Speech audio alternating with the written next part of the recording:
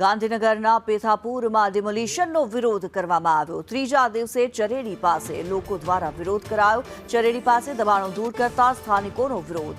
અગાઉ મનપા દ્વારા નોટિસ આપવામાં આવી હતી। તંત્રએ 7 દિવસમાં પુરાવા રજૂ કરવા કહ્યું હતું। પુરાવા રજૂ ન કરતા ગેરકાયદે દબાણો દૂર કરવાની કામગીરી હાથ ધરવામાં આવી।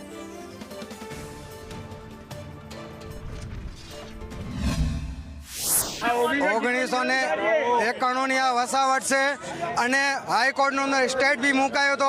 365 છાપરા પાસ થયા હતા। એ જમીન ક્યાં જતી રહી એનો અમને કોઈ જવાબ નથી મળ્યો અને રાતે 4 વાગે આવી અને સૂતા ઉપર બુલડોઝર જોડાવી બૈડાઓને ધોકા મારી અને ઘર ખાલી કરાયા। આજની જગ્યા ઉપર એક ઈંટ અમને ન લેવા દે।